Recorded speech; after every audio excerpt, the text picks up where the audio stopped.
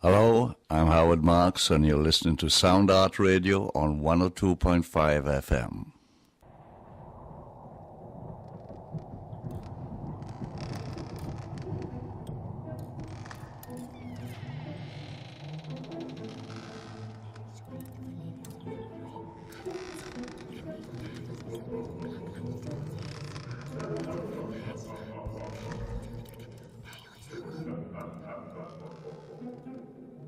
Come with us into the unknown. Join us on a journey that will open your eyes and push the boundaries of your imagination.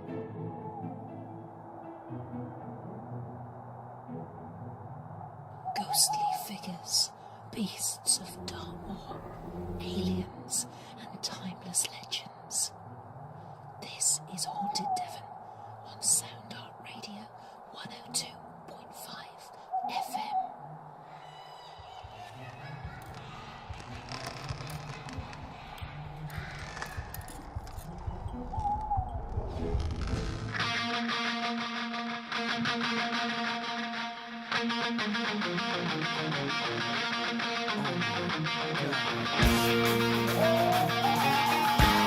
Good evening, and you're listening to Haunted Devon on Soundart 102.5 FM. We've got another fabulous show for you tonight, guys. Find out how the Haunted Devon team got on at their investigation at Pengersick Castle this weekend. Also, we have Jay Hodgetts talking to us. He's the chairman of the Pengersick Trust, and he's going to give us a bit of background and history of the castle, as well as what's been going on with the vital restoration works that have been taking place. If you have any questions for Jay or the Haunted Devon team, please get in contact with us via the Haunted Devon Facebook page. Unfortunately, you can't get in contact with us with Twitter today because for some reason it's not working. But we'll be right back after this. Stay tuned. Good evening, and you're listening to Haunted Devon on Soundart 102.5 FM. Now, tonight's show, we will be looking into place that is very, very close to my heart, Pengersick Castle down in Prasands in Cornwall. We'll be finding out how the HD team got on down there over the weekend when we did an all-night investigation there.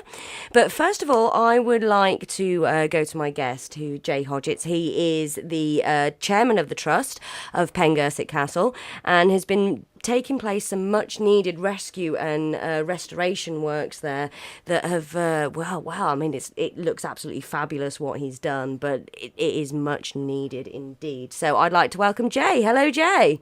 Hello, Abbie. Hello. Have you recovered from Saturday night? Not really, no. it is a bit long, isn't it, to all night? I couldn't make it until 5 o'clock in the morning. I had to go, but I hope you all had a good time. Yes, we had an absolutely amazing time. Now, as Pengy goes, well as I know Pengersick, it was quite a quiet night, but my team did have a steady flow of activity. Unfortunately for the other team, they were pretty quiet, unfortunately. Oh. But we were working on a bit of an experiment. My team had historical information and were dressing the spirits direct, and the other team were going in blind and seeing what information they could pick up. Yes. So. And what was the difference? Was there any differences? Well, we got all the activity. I was theorising with Ian, though. I was theorising, saying, well, is it because they know me, because having worked at Pengersick Castle for so many years now, I was kind of theorising whether they recognised me and they were responding to the questions and the prompts I were giving them. Right. Right. But yes, I mean, Pengersick Castle now, the original castle that's been there since the Tudor times, 1500s, I believe. 1500 is the date of the building that's there now. And, yes. There was an earlier building, a medieval house, which is on a plateau above the garden. Yes, that's right. Which we had dozed out and geophysically surveyed.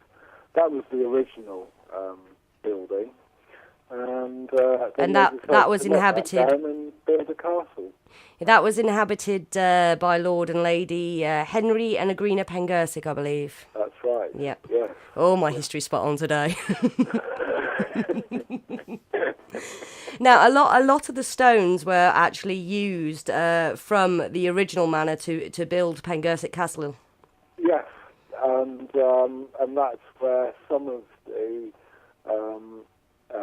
entities that seem to be from an earlier date, I think that's how they come into the castle, because there are bits of the older building built into the castle.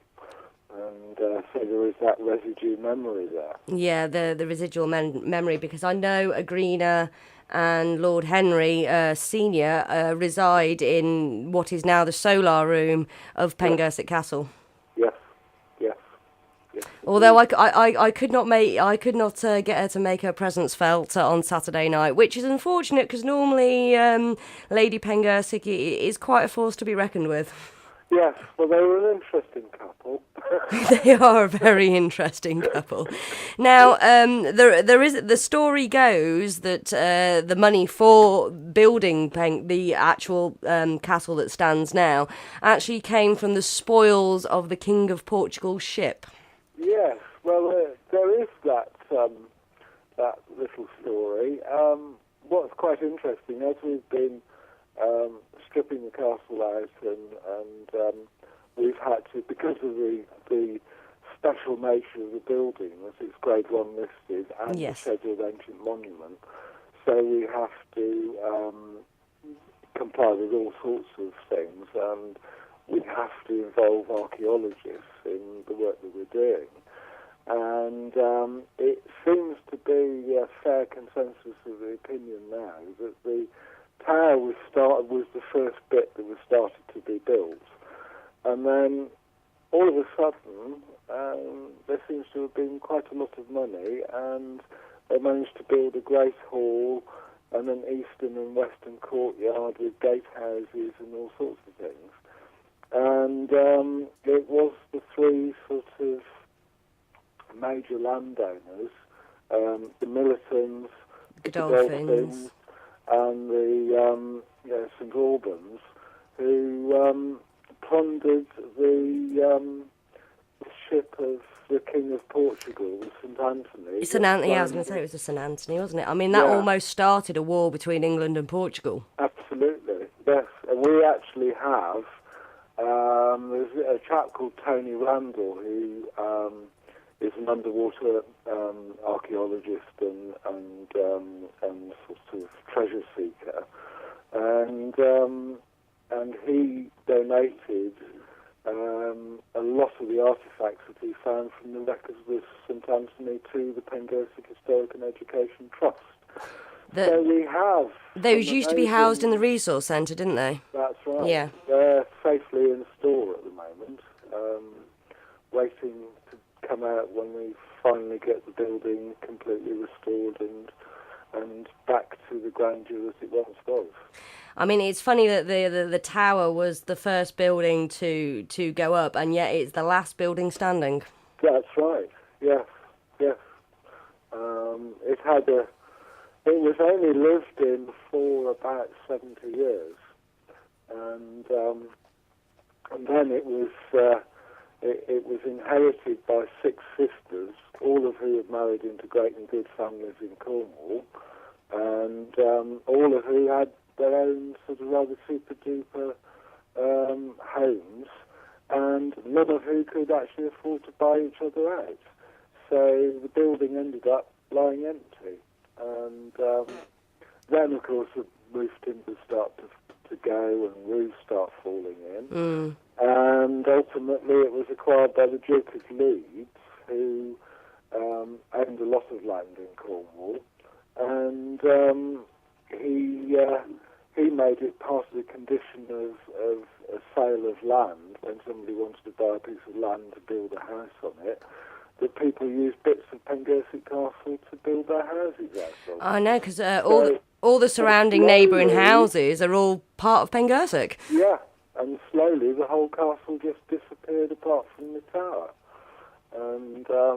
And that then became, at one stage, it became a farm building. possibly somewhere to stash smuggled good as well. Yes, because the tunnel was uncovered recently, wasn't it? That's From Pengersick Castle to down to the beach, which is actually in the neighbouring property, which actually sits on the original Pengersick land. Yes. So that's quite fascinating, really. If he hadn't have sealed that up, I would have loved to have gone down there just to have a look. I know. It could be fun. Now, I mean, at the minute, the castle is a bare shell. All of the furniture, the armour, the amazing collection that Angela, the previous owner, God rest her, had built up is now in storage while you undertake this epic restoration of this building. Yeah. I mean, the walls, as Martin, you remember, they were white, but they'd put some sort of lime concrete or something on it, which was actually damaging the building work. Yes, it was in the 1960s when it was quite the thing to do to line buildings out with concrete to hopefully make them waterproof, was actually the worst thing to do to a building like Pengersick Castle. And what that has done, in effect, has drawn moisture through the fabric of the building and built up salts and things like that. And part of the initial major work that we've had to do is to strip off all the concrete inside. That, because of the nature of the building, has had to be done by hand, not using any machinery or anything like that, and it's all been done by one person. Oh my word! So definitely a lengthy process. Oh yes, and then we've had to go through quite an extensive recording process. Have technical drawings made of every single wall inside. Excuse me. And then archaeologists have had to go over it all and record all the architectural features that are in the walls, and we've had to take colour photographs and black and white photographs and record the whole lot extremely thoroughly. As a prelude to being able to put it all back together again. Now, you had quite an amazing find whilst clearing out the library of Pengersick, which wasn't open to the public before. You found a lot of photographs going back, I mean, about 100 years of different stages and different families that had actually resided in the castle. Yes, I mean, it's been quite an eye-opener to discover some of these photographs and postcards, and what we've done, we've collected them all together, and eventually what I'd quite like to do is to be able to do a book of photographs of Pengersick. Oh, that would be amazing. So for covering the last 100 years, but again, that's something that we might be able to sell to raise much-needed funds. I mean, yes. I mean, as I said, Ian Addicoat has started up his Ghost Nights back in March. I mean, I attended the first one, again, to raise funds for the castle, because you had funds set out, but because of all the problems and everything that's happened due to restorations, things don't always work according to budget, do they? No, they don't. They never do. They never do, no. One of the problems with a building like Pengersick Castle is that because it's such a nationally important building, and it's quite rightly so. Oh, definitely, yes. You have to jump through some amazing bureaucratic loops to be able to do what is desperately needed to be done to the building. And, it has taken us a long time, for example, to get all the permissions in place to be able to replace the roof, which has been leaking for 30, 40 years. Yeah, I noticed when we went up on the roof there was some work being done on there, and it did seem the bags of stuff to put, I don't know what it's called. What's the roofing stuff called? Well, there's an asphalt roof. Asphalt, yeah. With lead trays all the way around. Yeah, I noticed you replaced all the lead trays, yeah. Yeah, and then there'll be there's that sort of gritty stuff to go on the asphalt, which is the last sort of phase of doing the roof. But what we have now is a watertight roof. Which is brilliant. Yeah. Which is absolutely brilliant. Sarah Burrows has just come through on Facebook. Hello, Sarah. Hello, Sarah. She wants to actually make a comment about what's been going on. Sure. I'll read out what she said. Sure.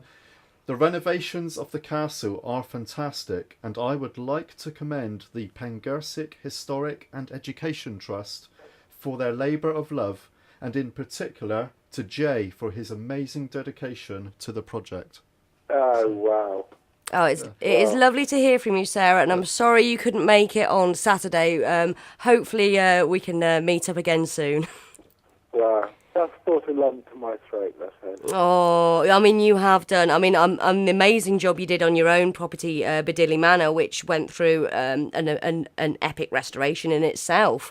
And it still is. And it still is. So you were definitely the best person for the job at Pengersick. Don't know if Angela might agree with that. Well, I rather think that she'd be a little bit distraught about the amount of money that was having to be spent, because she wasn't terribly keen about spending a lot of money. Well, it's funny you should say that, Jay, because I was asking that exact same question in the bedroom, and we were getting crash bang wallops from the library upstairs, and we also got the chinking as well when I was taught. I'm going to play those two sound bites a bit later on in the show after we've spoken to you, because I've got to use the same lead, you see. It's all very technical stuff. So we will be playing those clips out where we managed to get in contact with Angela, and she was very vocal about the restorational work. She was very vocal about the fact that she was going to come back and do something. Right. And also when we were talking about the harpsichord, and I was telling some of the Haunted Devon members, it doesn't matter how ill she was on a ghost night, if anyone touched her harpsichord, if you heard it being played, she'd be straight up those stairs and telling you off. Absolutely. And as I was saying that, you heard chinking. Oh, really? Like the chinking of the decanter, which I got downstairs in the gun room, which, again, Angela used to stay up all night on the ghost nights and have a little drink out of a whiskey decanter. Right. A little pot of whiskey. A little pot of whiskey, that's the one. Just to keep warm. Yes, well, yeah. I'll tell you what, it was blinking cold. Even with the fire on, it was blinking cold on Saturday night. Yes, I know. Now, as it is documented paranormally, whilst restoration or renovation works are going on, it seems to stir up a lot of activity. Has this been the case at Pengersick Castle? It would appear to be, yes. The chap who's been, for example, the chap who's been doing all the knocking out of the concrete inside the building, he's kept a bit of a diary of what's happening whilst he's been there, and he's heard footsteps of people walking in the rooms above. Yeah. When he's been there on his own, he's heard doors slamming. Yeah. People shouting out to him, keys jangling. He had a lovely experience. Well, some might call it lovely. When he'd put his tools to one side overnight in the castle, and came to start work the following day, and couldn't find any of his tools. And he thought, I must have left them in the car. Checked the car, and he hadn't got them in the car. And then thought, I'll get on with something else, and I must have left them at home. And he was clearing a pile of rubbish away from one of the rooms, and there, in the middle of the pile of rubbish, something had put all his tools in like a little nest. Oh, my word. In the middle of the pile of rubbish. Now, I know I didn't do that. Now, I don't want to assume here, but I can guess who that would have been. Yeah. I mean, we have an alarm. We've had to install an alarm system at the castle. Yes, I saw that. Yeah. And unfortunately, the alarm people can't make it ghost-proof. I'm one of the principal key holders, and being the closest, I'm the one that the alarm company calls out when the alarm goes off. And some nights we've had it going off 3 or 4 times a night, and it's been the sensor in the solar that's gone off. Yeah. Which means it's something in the building Yeah, it can't be anything from outside. And, the doors haven't been activated and the entry points haven't been activated. It's something inside that set it off.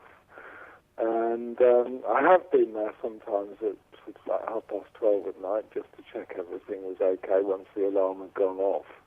And suddenly, having been there in the daytime and clocking where everything was, there's been a builder's chisel thrown into the middle of the room, which set the alarm off. And it's a bit of a nuisance, really. But, and we're hoping, we have actually been talking to the alarm company to see whether they can come up with there is apparently a new type of system that could possibly be ghost-proof. Well, I tell you what, I would recommend that to one of our Haunted Devon's regular venues. Unfortunately, I cannot disclose that venue on air, but go on. No, I don't want to be told off again. We'll get in deep trouble. We will get in deep trouble. But yes, I mean, after we've been there and when we haven't been there, because we're the only team that can go in, Kath, the chairwoman of that trust, gets called in because the fire alarm goes off. Wow. And it will go off 2 or 3 times a night. More so after we've been there, it seems, doesn't it, Martin? Yeah, we seem to stir up the trouble. We do seem to stir up trouble there. Now, that's great. well, it's great from a paranormal standpoint, but it's not great for the person who has to get up in the middle of the night, as I'm sure you can agree. I mean, I have had a book thrown at me when I was there on my own. Now, is this after you've cleaned out the library? This was whilst I was going through a whole load of stuff, ready to put it all into store, and Angela had the most amazing collection of books, which I've always been very interested in. Books. Yes, she did. Stuff like that, and I was sifting through a pile of books, ready to pack them up and put them in store, and I came across one book and I thought, oh, that looks really interesting and be useful for the research that I need to do on the building. And I put it very firmly and safely on the window ledge in the solar. And I was there on my own about 9:30 at night, which I know is quite a brave thing to do. And the next thing I knew was that this book was above the height of the window ledge, flying through the air at me. Oh, my word. Something had picked it up and thrown it. Can I ask, what was this actual book, Jay? The book was, it was a facsimile book of Sir Richard Carew's trip around Cornwall in, no, put me on the spot there. 16 something, I think it was. And it's where he mentions Pengersick Castle. Right, it's interesting. So I was wondering if other books that got put there on that same location, whether that would have the same effect, or whether it only happened to this particular book. I haven't experimented. I haven't had time. No. Too busy. I mean, it's amazing what you've done to the castle and the grounds. I mean, the grounds themselves are as infamous for the paranormal activity as the actual castle. I mean, you've got sites going back to prehistoric Stone Age, I believe, is it? Yes, that's right. You've got a Stone Age settlement there. I'll say query because it is not, we have not found it historically, in fact, but a dowser and a psychic came up with a mass burial plague pit. Yes. Which does have its own little resident ghost there, who I actually did go up and see on Saturday, and I was going to stand over the brambles, you see, and go in and see because I love that area. I built up quite a rapport with Mr. Beaky, as he's referred to, and I went up to go and see him because I have missed Pengersick and I've missed all the little energies that are there. So I wanted to go and say hello to everybody. And as I was about to step on the brambles and enter the site, there was a very clear no. Oh. Wow. So I respected that, and I thought, okay, then I won't come into your space. No one's come into your space for a long time because I know it's something that particular spirit didn't like. Yeah. Yeah. But yeah, and we had a few other interesting incidents in the woods with another entity, but I am not going to give the description out because that is something we keep close to the chest. Right. So when eyewitnesses do come forward and they say what they've seen, it is that specific, the description, that we can actually put it down as solid evidence of an eyewitness testimony. Yeah, yeah. But yes, the woods, I would like to talk to you a bit about the grounds and the woods and some of the work that you've done there, and if that's actually stirred up some things in the actual grounds. Really? Has it stirred the work you've done? Has it? Yeah. I'm not sure, because Phil the gardener, or plantsman gardener, who is there a lot, he's just not sensitive to anything. So I've not had any reports of anybody necessarily seeing anything there in the grounds that has been stirred up by what we've done. And I guess my problem is that there's been so much to divert your focus. Yeah. That I'm not necessarily aware of what is going on out in the grounds at the moment, because there's been an awful lot of other things to sort of cloud the channels that those sort of things might come through.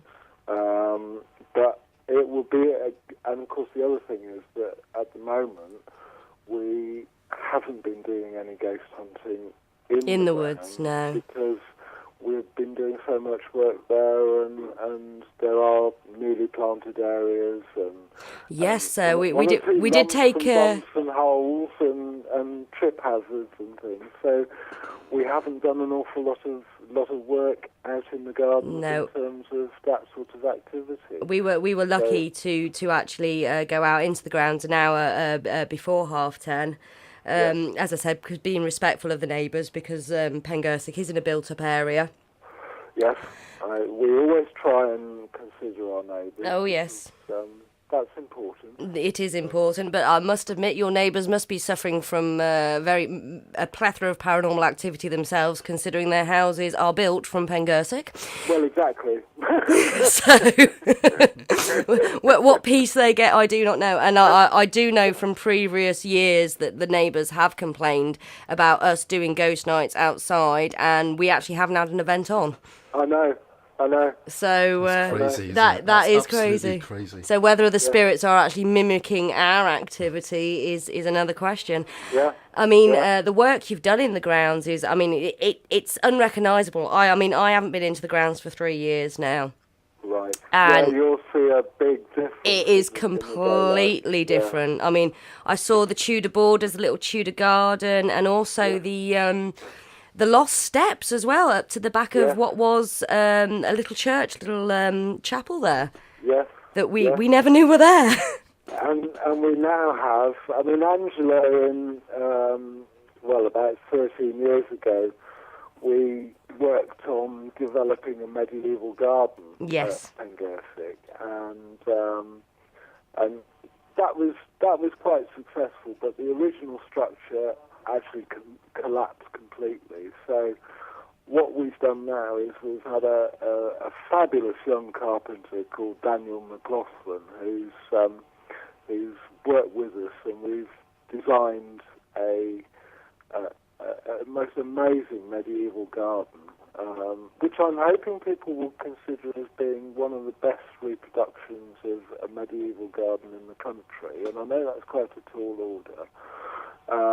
But we have done a lot of research and looked at tapestries and illuminated manuscripts and all sorts of things like that. We were granted a license by Henry VIII to grow medicinal herbs and poisons. So that kind of gives us the foundation to create some kind of herbal garden there. And the whole thing has developed beautifully and really fully planted up this year. And so next year it should be looking really fantastic. And we have, just off the herbal garden, there is my lady's garden, which is full of lilies and honeysuckle and roses. Oh, and lovely. things like that. I mean, I only saw it in the dark, but it looked amazing in the dark. But Yeah. I would love to be able to have a look round during the day. Yes, well, you're welcome to come and have a look. Oh, I would. It's a bit of a drive. If I'd have known that on Saturday, I would have come round on Saturday during the day. But I thought, considering you're going to be there most of the night, I didn't really want to disturb you too much.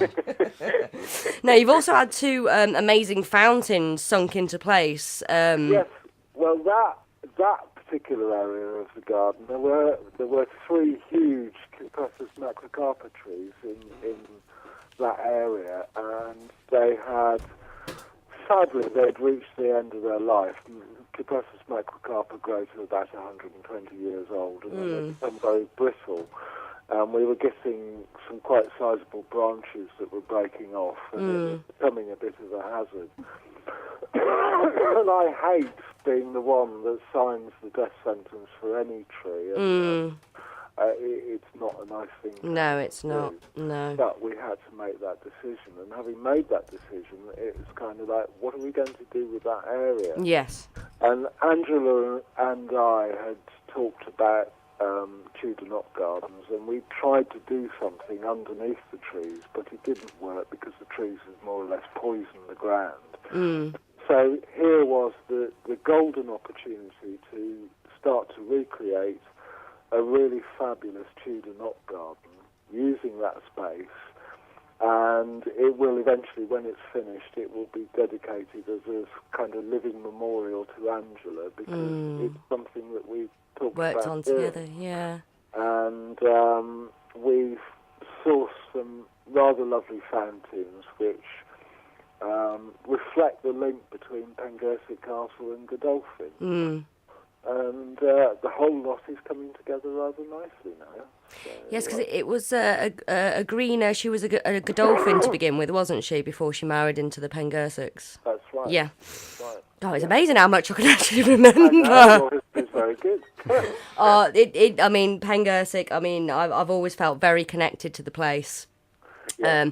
I actually had a dream about the place a year before I went there, and when I went there, I found out that what I had dreamt, it was actually historical fact. Wow. I dreamt about the wise woman in the woods. In the woods. I dreamt about a man being involved with alchemy. I dreamt about an Eleanor, and I think it was Isabella. I can't remember off the top of my head. Yes. And a girl falling from the roof. Wow. And in my dream, it was just a tower and a centre to the side. And when I got there, I just couldn't believe it. It was just like, oh my word! It's either a major deja vu or I've actually lived here in a previous life. That's fantastic. But ever since then, I've loved the place. I mean, I come down and work for Ian every year for Pengersick on the ghost nights and that, and it's just somewhere that is very close to my heart, and I am absolutely thrilled and amazed at all the hard work that you've put in, all the hard work everybody else has put in. Well, there's a whole team of us. And yeah, as Sarah said, it really is a labour of love and well worth it, because Pengersick is definitely a jewel in the crown of Cornwall.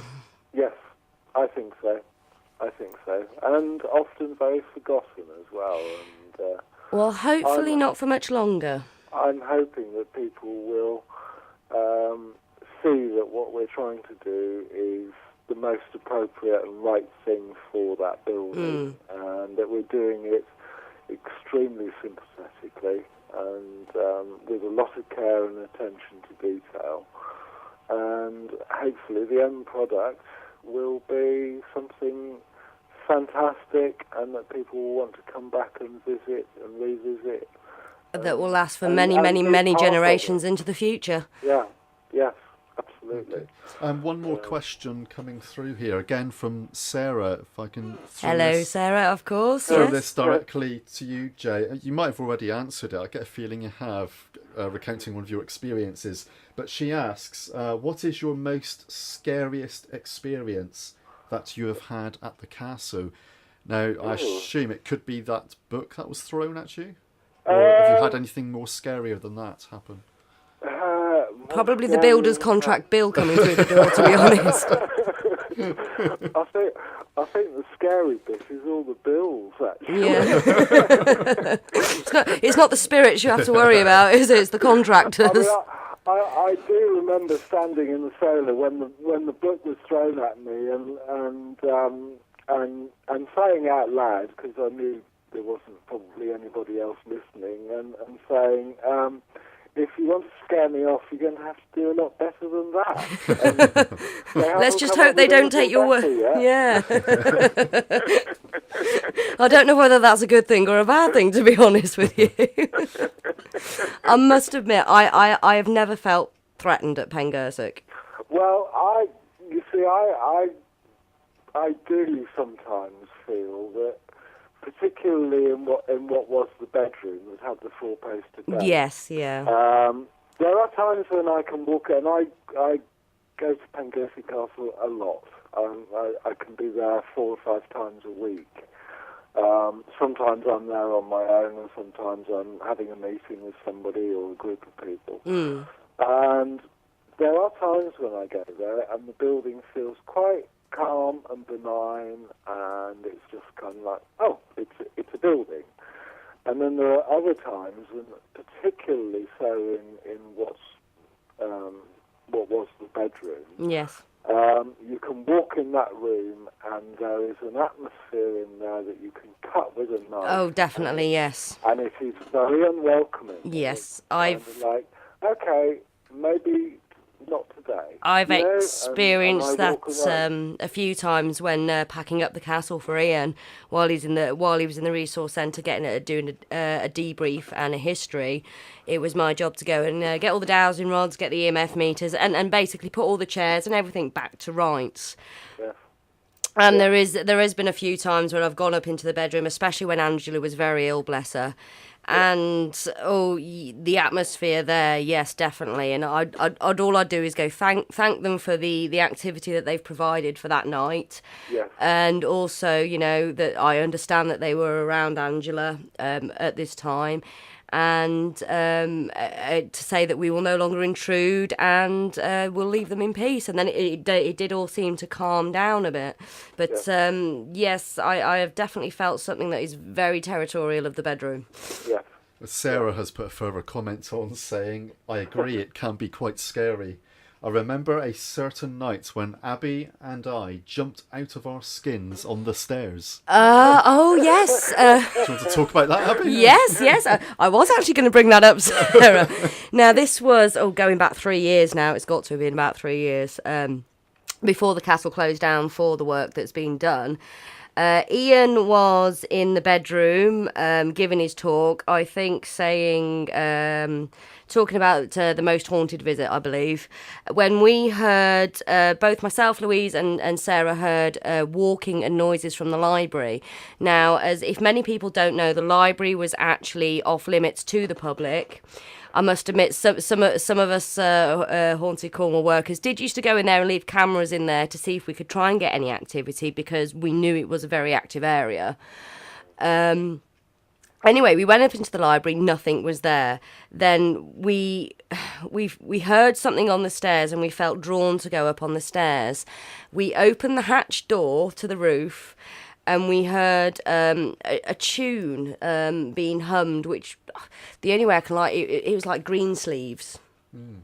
Oh, wow. And we went up on the roof, and both me and Sarah felt as if we were going to go into a spin. Wow. So we left the roof, obviously.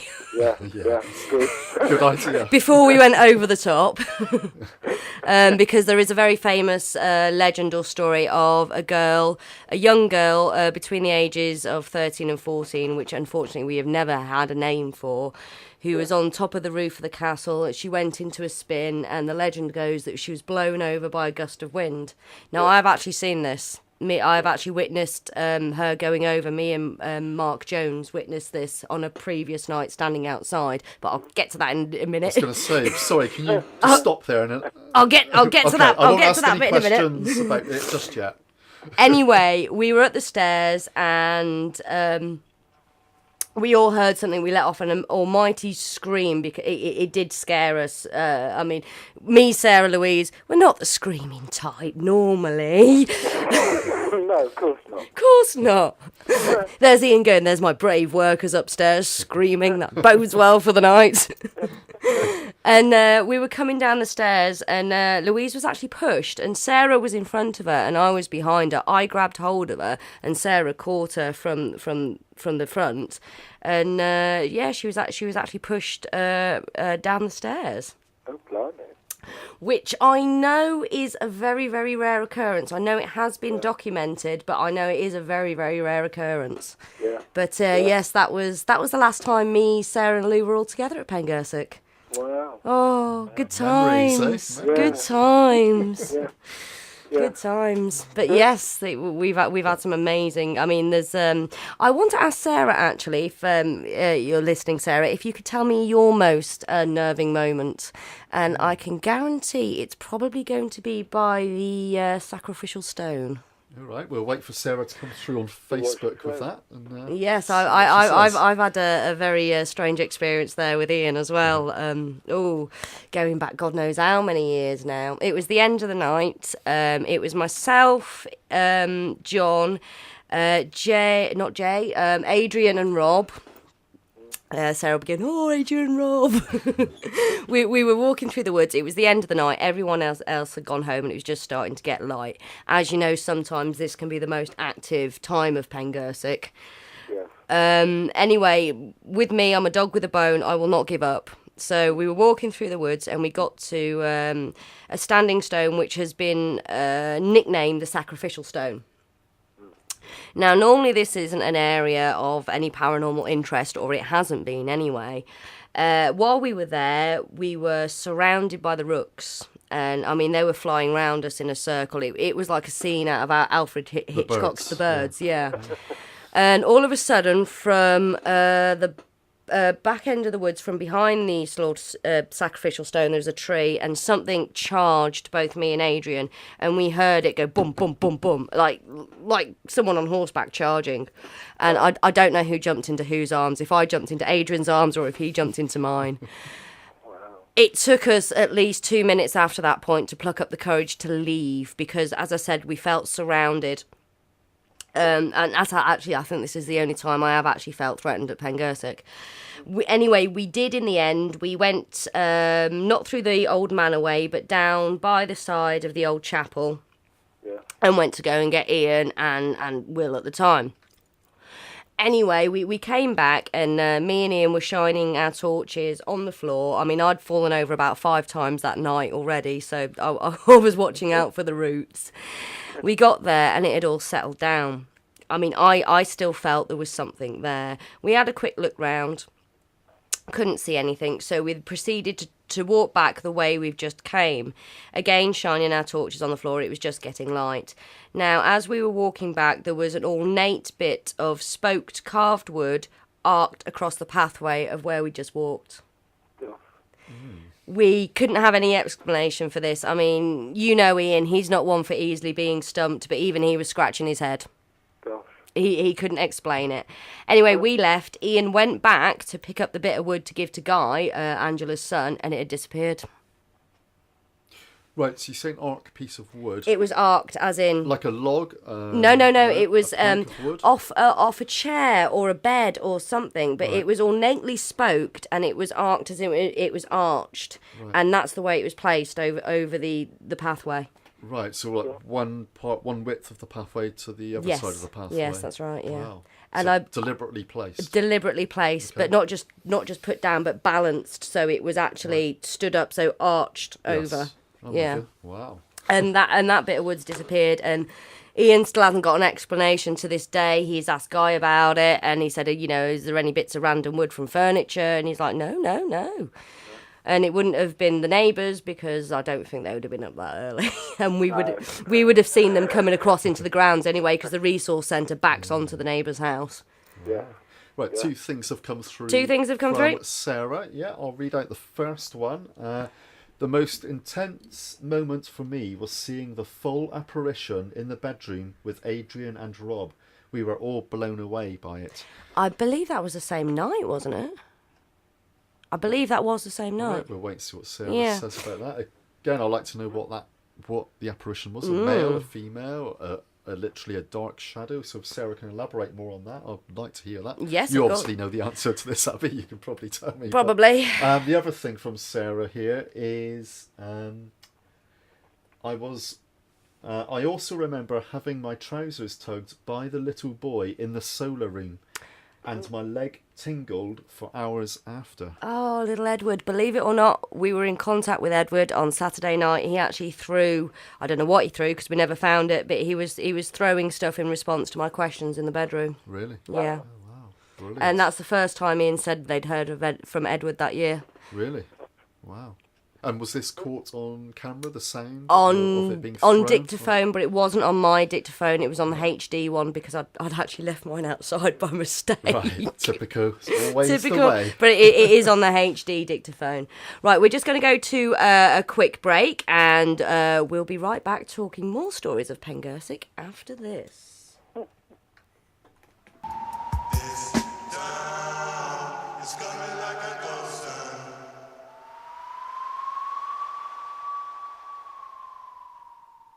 Hello, good evening, and you're listening to Haunted Devon on Sound Art 102.5 FM. And that was The Spectacles and Ghost Town.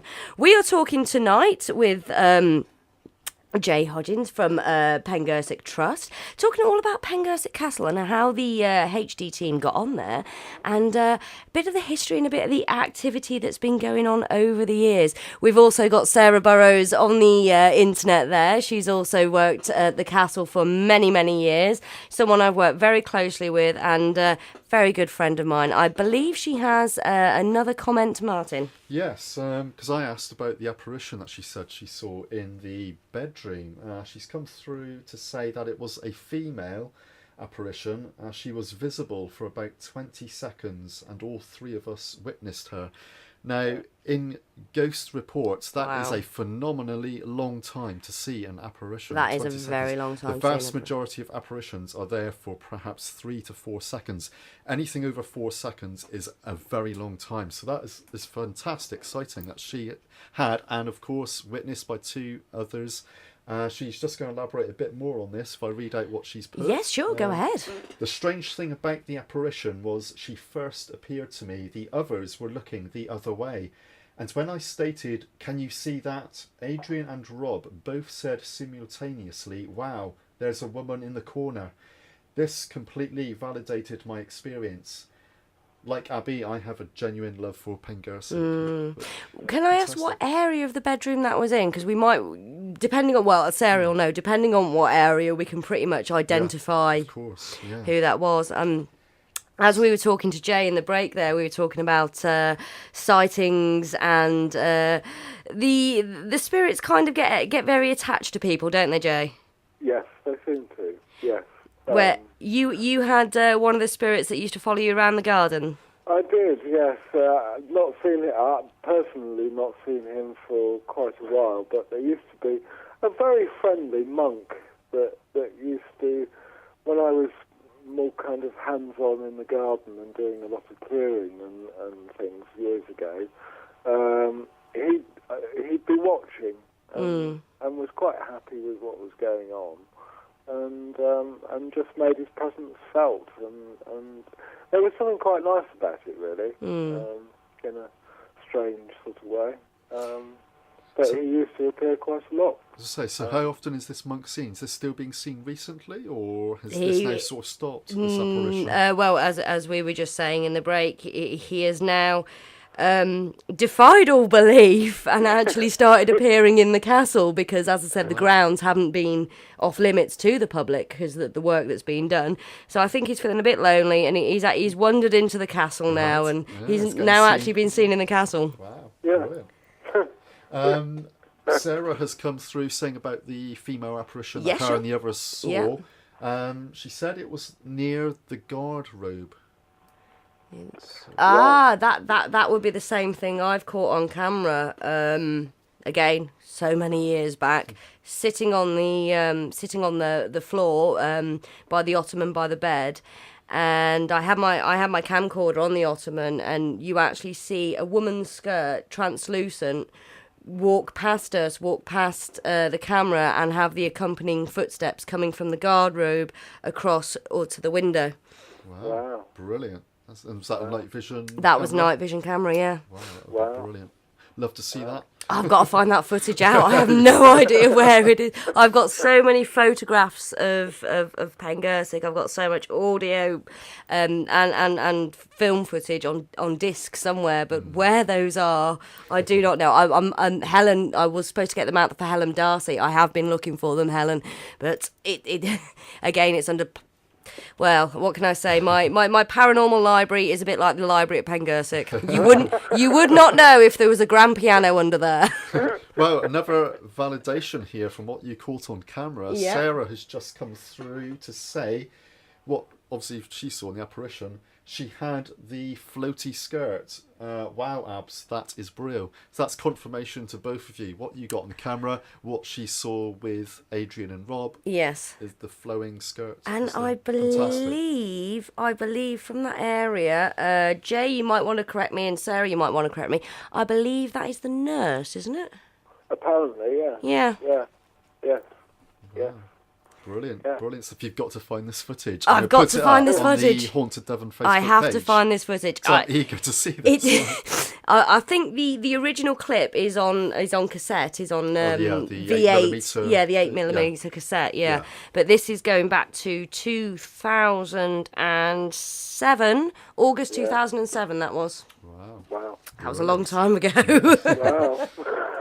I mean, I've been going to Pengersick now. What, six years? Yeah, 2006 I started there. Yeah. Wow. My word. Great stuff. Also, Sarah as well had a very interesting experience by the sacrificial stone a week after I had that experience. I don't know if she wants to elaborate more on that, but it's I think it was a spirit that me and you are well all too friendly with. Oh, wait and see what Sarah says. Yes. We've experienced him in Wiltshire, put it that way. Oh, right. You need to say no more. Say no what more. You're talking about now. No, exactly the one I'm talking about. Yes. But I mean, going back to I was talking about before when me and Sarah had that experience on the stairs 3 years ago. The couple of weeks before that, again the same year, I went down working for Ian, and my cousin and her boyfriend followed me, came along with me, Stephanie Baxter and Mark Jones. While we were on a break outside the resource centre, me and Mark just looked up at the castle. We know there was no one in there at the time, and there was a spinning light on the roof, and this light just spun round and then came over the castle, dropped down the side of the castle and disappeared halfway down. Wow. Mark, he ran straight to see if there was a torch. I went straight into the castle because I could see the castle. I know no one had come out, so if anyone was still in there, there was nowhere for them to hide. And I searched that castle, and I went to the roof, and there was no one there, so it couldn't have been a torchlight. So yeah, I have seen the girl go over. First of all, what colour was this light? It was white. White colour. It was white. Really bright? It or was a diffused light? It was dim light? very, very bright. Very bright. And very bright. Roughly what sort of size? Bigger than a tennis ball? Bigger than a tennis ball, yeah. But smaller than a football? Yes. Right, okay. Yeah. Interesting. But yeah, we both witnessed this, and we were both kind of like transfixed, and we were going, did you just see that? Now, that size ball of light obviously manifests so many times in different haunted locations, as well as in Wiltshire with the crop circles, which has been caught on camcorder many times, making crop circles. Eyewitnesses watch them. What are these balls of light? This is the question. Personally, I think that particular ball of light was the spirit of this girl, yes. I do believe even the ones that create these crop circles, which is exactly how you just described it there, I do believe it is highly advanced spirits, spiritual energy, manifesting as these balls of light. Well, as well as Pengersick being a beautiful, a magical place, I'd call it. I would really call it magical place. Anything is possible at Pengy. But it also sits on, is it 2 or 3 ley lines, Jay? I think there's 2. Two intersecting ley lines, which are actually marked out by standing stones. Yeah. I mean, I did the experiment in the bottom standing stones by the going down to the priest home and with Haunted Devon this weekend. Didn't tell them what I was asking them to do, and they felt round the stone, and they both all could tell me about. They got the warmth off it, they got the tingling in the fingers, and a feeling of magnetism as well. Wow. Which is, again, very often reported. Yeah. We did have from, not Ian Addercote, from Ian, Arjan and Ian. Oh, yeah. In the kitchen area of the old manor, we stopped and I did the old, can you smell anything? And he came up with the smell of burning and that as well. And this was before we lit the fires in the solar room, so... Right. We can't say it's the drifting wood coming by. But the activity of the night did seem to be primarily auditory phenomena. Yes. I mean, as Eve has to put this down to being team, because we couldn't rule it out, because we had my group first of all was in the kitchen and the gun room. You, Ian, and Lou were sitting in the solar room. Yes, that's where the fire was. Where the fire was, and the rest of the Haunted Devon team were up on the roof, and then went down into the library. Now, I actually came up because I thought you guys. I mean, I don't know what you guys were doing. I thought you were doing the lambada for. We heard the dragging of furniture, we heard banging, we heard all sorts, and we thought, oh no, we'll let people settle down. 5-10 minutes went by, this noise is still going on, so I thought, I'm going to have to go upstairs and say something. Eve, again, was thinking the same from upstairs. Anyway, I came up the stairs to find you three sitting rather snugly, Ian eating a pot noodle round the fire, not moving a muscle. There's me coming romper-stomping up the stairs to tell you to be quiet, and you're not actually moving. I can assure you, we had not moved. I can get, well, no, Ian and Lou pretty much stay hugged to the fire most of the night, and quite rightly so, because it was cold.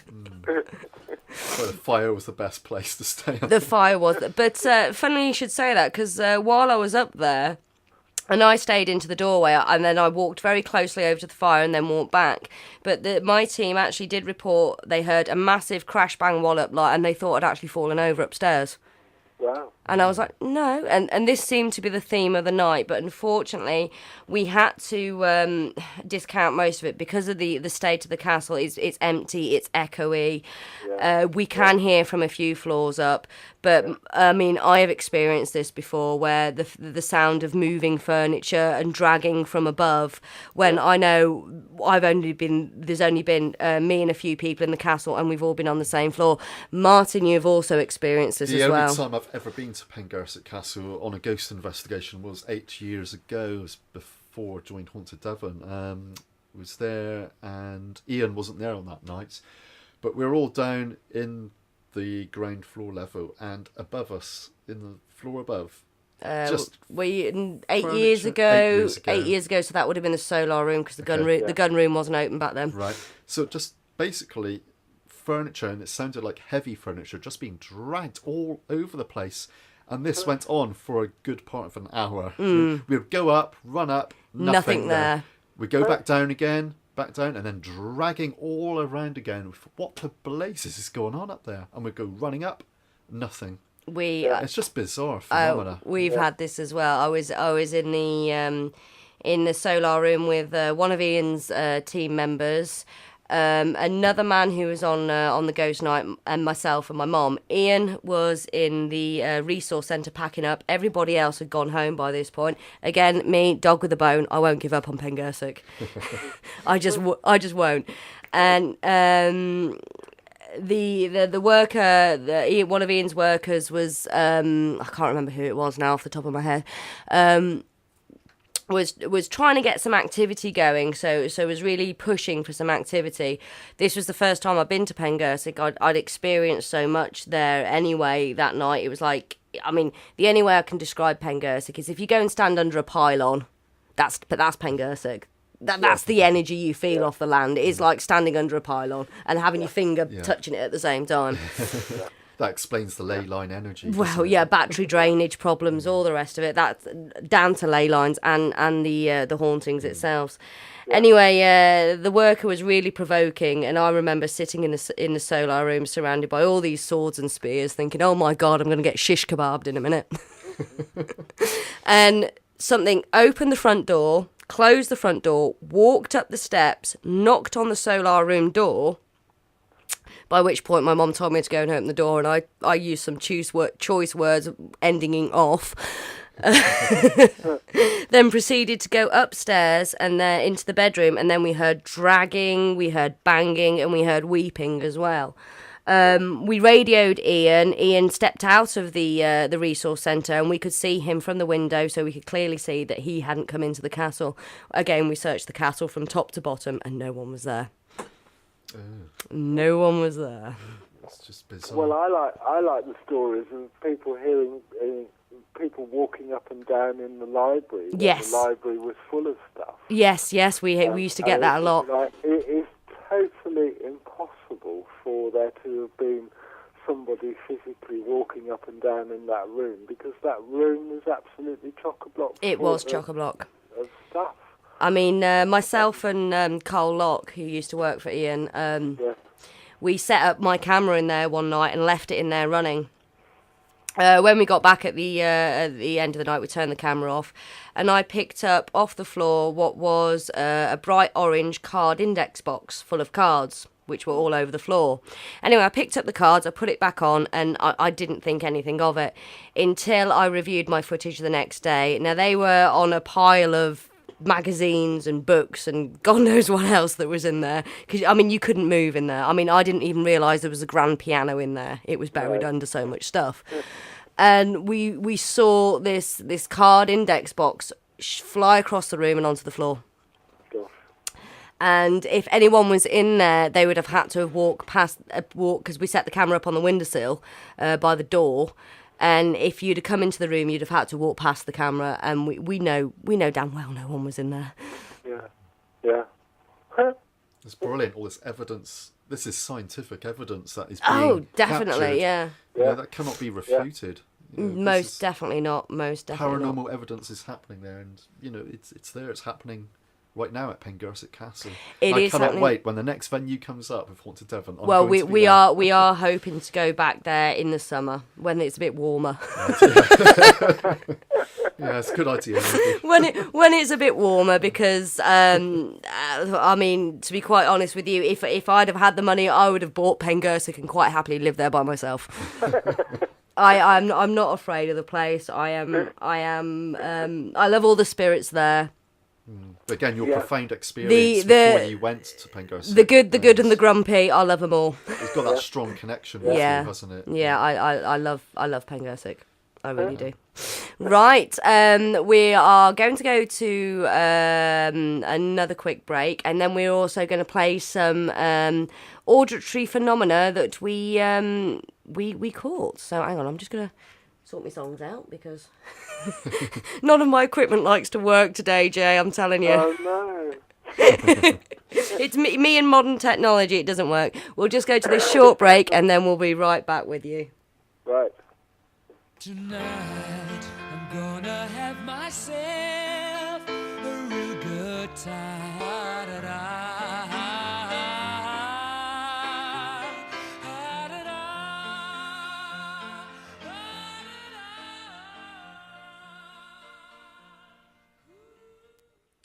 Good evening, and you're listening to Haunted Devon on Sound Art 102.5 FM. Tonight we have been talking Pengersick. We got some strange noises coming from somewhere in the studio. What is that? I have no idea. Seriously? We've had a door open and close. The door just down below opened and closed. Which is locked. Was there. I went to check, and there was nobody down there at the bottom of the steps here in the studio, and there was no one there. What on earth is this coming through now on the speakers? I have no idea. But anyway, we'll move on from our paranormal activity. And I want to play you, I have got more auditory phenomena, and I'll put them on the show next week as well. But these are the two clips I actually managed to get sorted before I came out the door this evening, because we had lots of technical difficulties to sort through. through, so I thought I'd better get here early. Now, the first one, as I said, we've been experiencing this banging and scraping footsteps all night. This was the main theme, and as I said, Pengersick is playing with us, and she was, bless her, and quite rightly too. I mean, you know, good on you. Now we were, a lot of people had gone by this point. Again, dog with a bone. I was waiting for my last little bit. Eve was downstairs in the base room, which used to be Angela's quarters, doing the video diaries instead of reports. This is something that Haunted Devon are now experimenting with, is having an on-site report in video form. Which is great, because you forget half the stuff by the time you've gone to sleep anyway. Yeah, of course. Anyway, I was in the bedroom. There was no one in the floors above us. There was only some... Lou and Ian were actually downstairs snoring. I think I have actually got Louise's snoring on audio. And I was talking to Angela. So, and we got this amazing response from up above us, and one of the Haunted Devon members, I think Kelly's other half, I can't remember your name, I do apologise. Kelly's husband actually went upstairs into the library to check if there was no one there, and all clear. Wow. So I'll let you play that one through, Martin. Okay, so it's a 24-second clip, and the particular bit that we're looking for is round about 10 seconds in, okay? So you can't miss it, it is an almighty bang. Okay, so let's go for that. Let's click the play button. If you are here, Angela, you'd always said you'd come back and do something for us.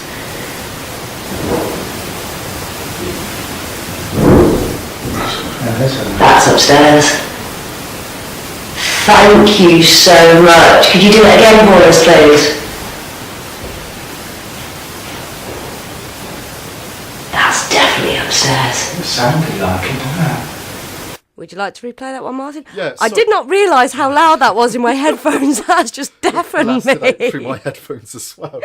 So, can I just ask, the first time you ask, for any sounds, and you hear this very loud bang, the second time then you ask, can you do it again for me?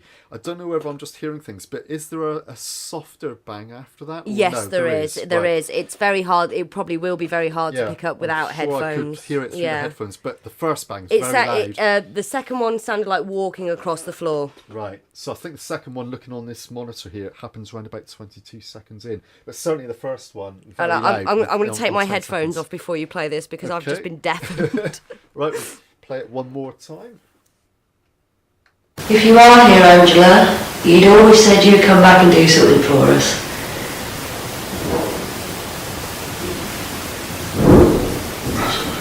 That's upstairs. Thank you so much. Could you do it again for us, please? That's definitely upstairs. It sounded like it, doesn't it? Right, the second time you ask, because I've got the headphones on here. Yes, I'm you are brave. Specifically listening. The second time, after about 3 seconds after you say, can I do that again, please? There are two actual bangs. Yes, and it's there two are. of them, and they're much softer than the first one. It sounded like footsteps, The first one yeah. is very loud. The second two are very soft, but they're definitely there. Definitely very loud. Right, that is brilliant. The second clip, again, we were talking to Angela. Call that down there. Oh, we're getting technical now, Martin. Sarah Burrows just saying, brilliant audio. I could hear the bang too, so that's good. So brilliant. That's coming through. I think Jay can hear it as well, even though you can't hear Jay on the radio at the minute.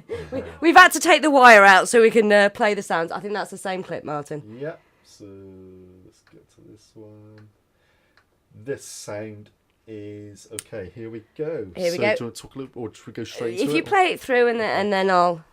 Right, let's go for it. Something, didn't they? She'd be bedridden, and if someone played on her harpsichord in the solar room, she'd be up and out of bed cursing you. Did you hear that? I did hear that. That sounded like like bottles. clinking glasses, didn't it? Yes. Angela, was that you?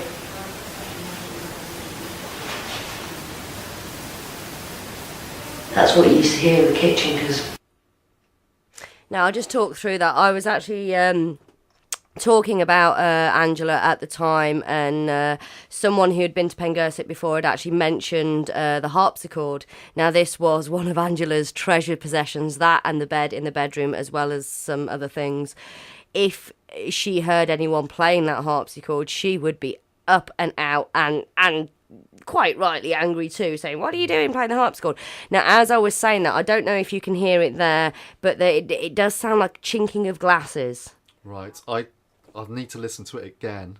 Okay, we'll just play it again, because I think Jay's chomping at the bit to say something there, so we'll just play it again quickly. Roughly, when about should we be... just when I'm saying give 'em hell, just there, Martin, where it peaks up. Here? Yeah. Okay, on the 14-second mark. Okay, so we'll play that again. Something, didn't they? She'd be bedridden, and if someone played on her harpsichord in the solar room, she'd be up and out of bed cursing you. Did you hear that? I did hear that. That sounded like like bottles. clinking glasses, didn't it? Yes. Angela, was that you?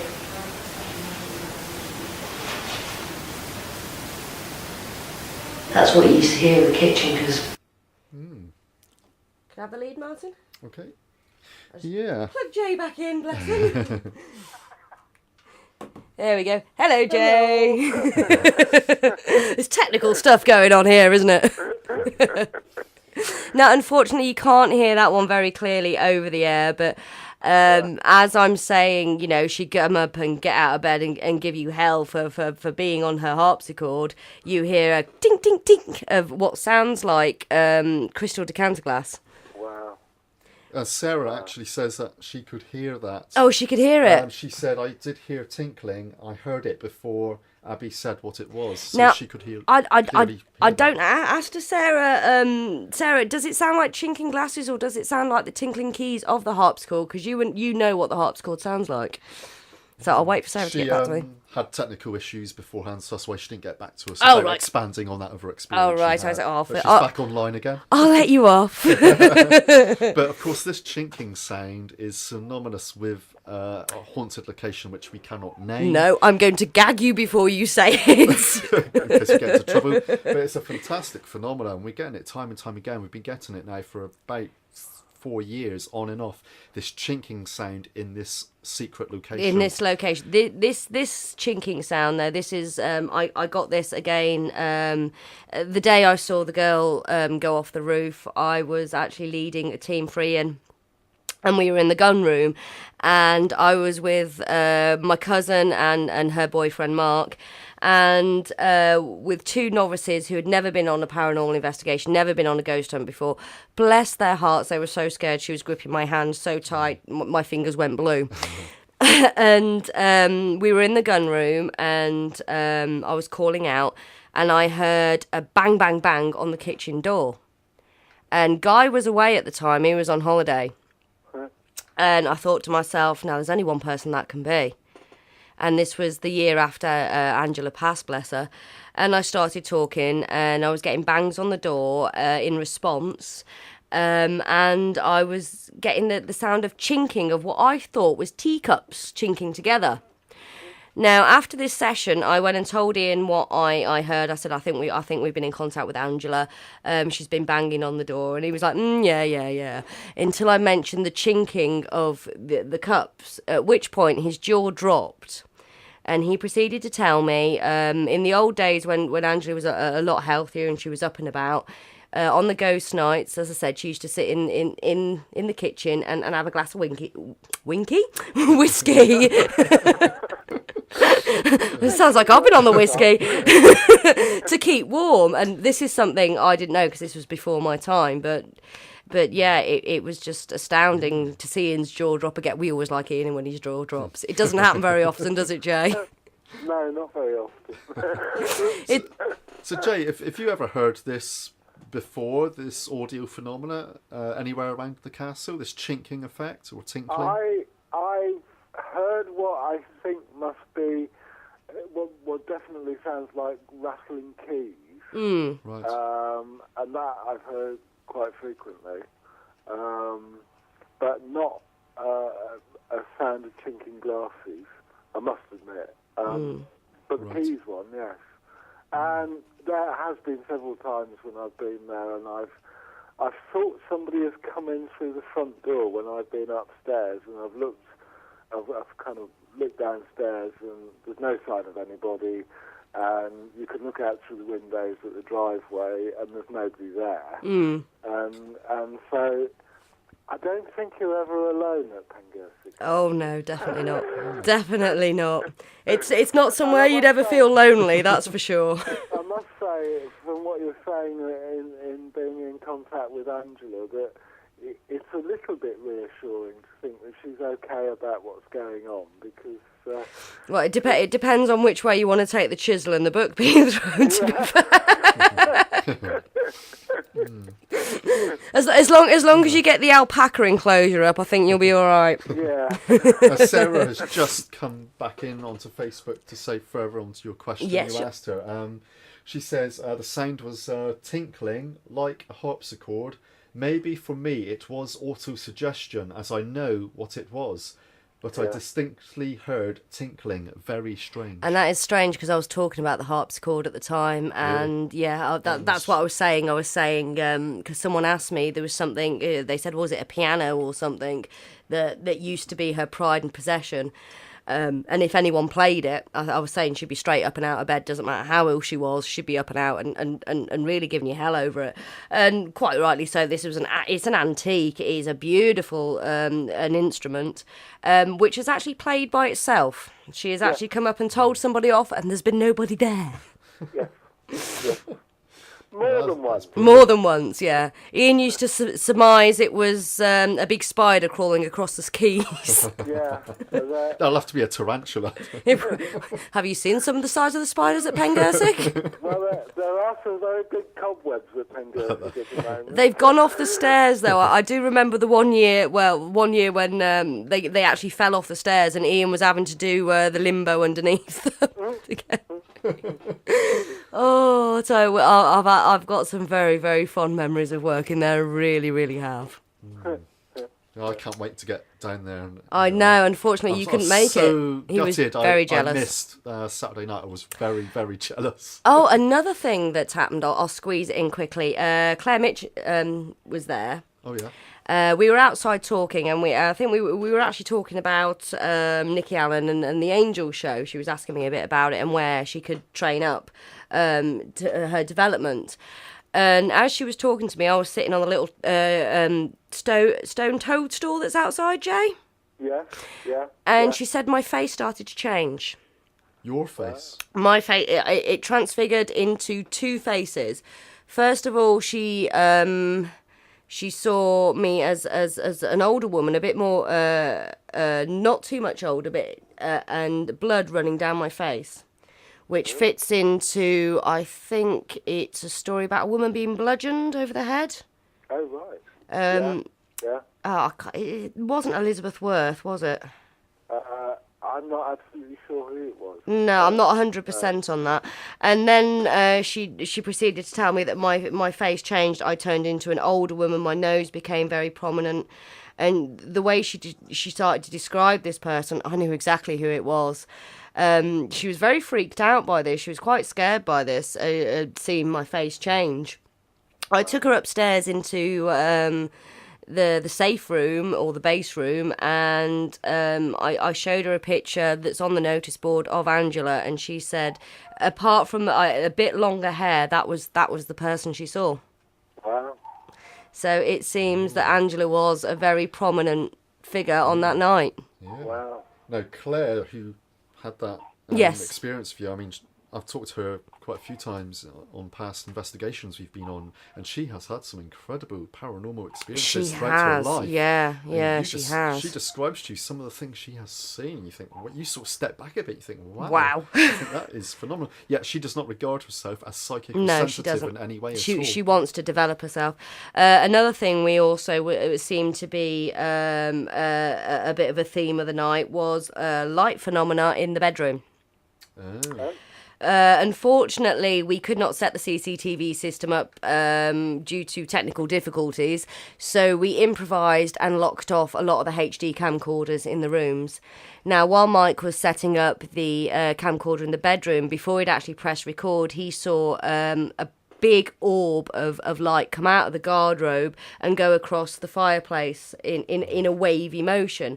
I mean, we know at Haunted Devon the difference between a light anomaly and dust. Yeah. And an insect. Yes. Yeah. So he knows it wasn't that. But this did travel. Unfortunately, he didn't have the camcorder. It was on standby. So I wasn't he saw recording. this. He saw it through the vision of the night vision camcorder. This then carried on when we were talking to Lord Henry Pengersick. And also when we were addressing Hannah and Edward in the last session, we had a lot of light phenomena going on. Now, Mike, if you are listening or if the equipment's gone back to Sleeve Lamcroft, please get this footage on the internet. We don't want it just to be wiped for another investigation. We do want this footage of the bedroom, and also if any other footage has cropped up throughout the evening.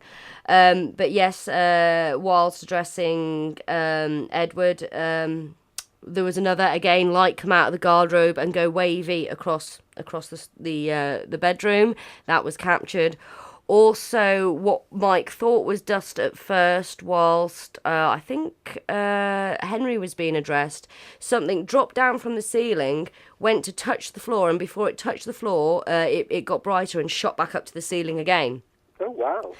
I mean, at first he thought it was just a cobweb falling from the ceiling, but then when it shot back up again, yeah. Again, when he went down to do his video diary, I filmed something very similar coming from the garderobe, doing the same. Wow. And also, I believe John, who was standing by where Hannah is, where the spinning wheel was, and the big blue vase. Yeah. He also had a stroke on the head as well. Oh, God. From that area. Fantastic stuff. Yeah, the name Mary was brought up in the bedroom. Right. I believe Yvonne's team picked up on the pacing man on the roof and also the young girl. Wow. And Hold on a minute, I thought you said it was a relatively quiet night. it was a relatively quiet night for Pengersick. Obviously for Pengersick, yeah. Yeah, this is a quiet night. I mean, what is great is when you get groups of people coming up with things that other people have come up with. Yes. Where there isn't necessarily any link between them, no. I mean, all the people in my group, apart from the exception of two, the exception of three, had been to Pengersick in the past. Right. This is why I had them in my group, because the experiment was because people are going in there, well, not so much over the past few years, but in the 10 years previous, people have been going in there in the summer on a weekly basis and sometimes a nightly basis on the Friday and the Saturday night. Yeah. And we thought, because we've been to a lot of places, I mean, Pengersick does not fit into this rule at all, that have a lot of ghost nights and it becomes overfished and the activity actually goes completely. Yeah. Again, this is not the case with Pengersick. It just seems to snowball every year. I do think that's something quite important, that you don't overdo it. No. That energy can be drained. It can be drained. And I think, as also with the ethics of it, they think, oh, God, not again. Am I asking the same question? Who am I? Am I male? Am I female? Do I know I'm dead? And also, I mean, from my position, there is a danger with something like Pengersick becoming a bit of a sideshow. Yes, that's right, yeah. And I think that's very disrespectful for the spirits and entities that's that right. are actually there. And the history itself of Pengersick. Yeah. And so I think you have to, in my position, you have to strike a very careful balance with what you do. You do, yes. You must take your work seriously, but be very respectful of the place and also its inhabitants. Yeah, absolutely. Definitely. Absolutely. But we went in with a bit of history, and I was addressing spirits direct with specific information, because I thought it'd be a nice change for them to actually have people talk to them direct. Yeah. And considering our team got the bulk of the activity, I think it worked. Well, I must admit, it was a pleasure to go back there, Jay, and you are doing an amazing job. You and your team are doing an amazing job. We will get the Pengersick website on the link to the show, where people can they become friends of Pengersick on an online form? Yes, we have an organisation called Friends of Pengersick. That was set up many years ago by Angela. Yes. And it's a way of people becoming a little bit involved with what we do. There is, I think it's £10 for a full year's membership, and people can also gift aid their donation as well, so we can get a little bit more from that donation. Under normal circumstances, there would be probably a newsletter every 3 months with an update on the work that we're doing and some quite good detailed information about the plans that we've got and things like that. It also, Friends of Pengersick also have access to a dedicated area on our website, which is www.pengersickcastle.org.uk, and on that particular part of the website are all our future plans and the planning applications that we've had to put in, and some quite interesting bits and pieces of information, photographs of work as it's progressing, particularly so in the gardens, where we sort of like got before and after photographs and that sort of thing. I mean, the transformation in the garden is, you just, unless you knew Pengersick beforehand, you wouldn't believe the transformation that it has gone through now. It's very exciting. It is very exciting. And we're really lucky to have somebody like Phil, who, whilst, as I've already said, he's not particularly in tune with the more spirit and entity side of Pengersick, but he has got a real passion and care for the place, and that comes through in the work that he's doing there. And that's probably why they've left him alone, to be fair, though. It could well be. It's like, yep, you're doing Pengersick, good, we're going to let you get on with your work. Yeah. So, and yes, and eventually when we're open again, which hopefully might be next year, when we're properly open. I will look forward to that day. We will be looking for people to volunteer to help and do stuff for us, help to run events and things like that, and help us to generate an income to keep the building going. Well, there you go. As long as I can set up a tent on the premises, I'll be down there. As long as you don't put me on the plague sites. I don't think our friend would like that. So. Right, I am going to have to call it a night, unfortunately. I mean, it's been absolutely wonderful having you on, Jay.